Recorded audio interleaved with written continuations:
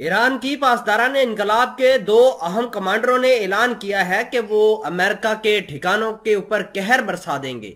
और साथ ही उनका यह कहना था कि अगर हमारे ईरान के खिलाफ किसी ने भी कोई छोटा सा काम भी किया या हमारे मुल्क के खिलाफ, सॉवरेनिटी के खिलाफ या इसकी सालमियत के खिलाफ किसी ने कोई काम किया तो हम उसको तहस नहस करके रख देंगे।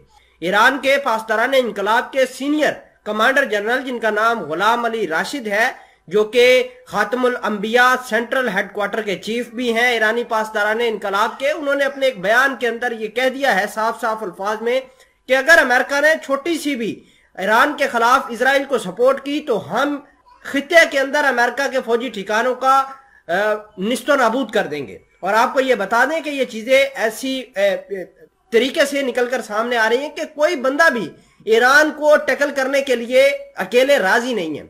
अब मिडल ईस्ट के अंदर पॉलिटिक्स आपको पहले ही पता है काफी कॉम्प्लेक्स है।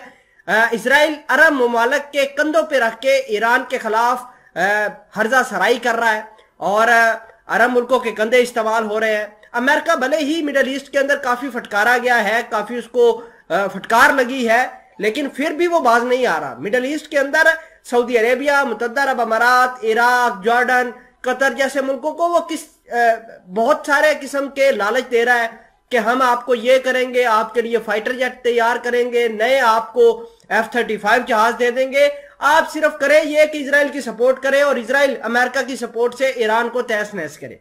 ये खबर आने के बाद ये काफी चीजें अब भयानक होती जा रही हैं। सबसे पहले जो ईरान के गुलाम अली राशिद कमांडर हैं, उन्होंने जो बयान जारी किया है उसके बारे में आप अपनी स्क्रीन पर देखिए, जिसके अंदर लिखा है any US support for Israel moves against Iran will imperil American soldiers in region. ये एक उन्होंने थ्रेट दिया है। अगर हम बात करें इनके दीगर जो ऑफिशियल्स की, टॉप मिलिट्री कमांडर की, तो उन्होंने अपनी रिपोर्ट के अंदर ये लिखा है कि no world power dares to take slightest action against Iran, Iranian IRGC।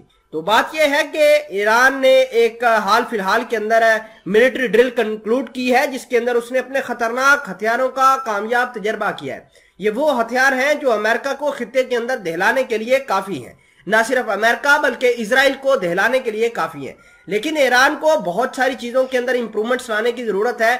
हमने देखा कि 27 जनवरी 2023 को ईरान के अस्फहान शहर के ऊपर ड्रोन फैक्ट्री के ऊपर धमाके हुए थे, और जाहिर सी बात है ये कोई ईरान की कोई अच्छी बात नहीं है, लेकिन ईरान का फेलियर है और ईरान इस फेलियर से सीख रहा है और वो सीखेगा। लेकिन जहां तक डिटर्मिनेशन की बात है इसराइल को टैकल करने की, तो ईरान में वो कूट कूट कर भरी हुई है। ईरान किसी सूरत पीछे हटने वाले में से नहीं है।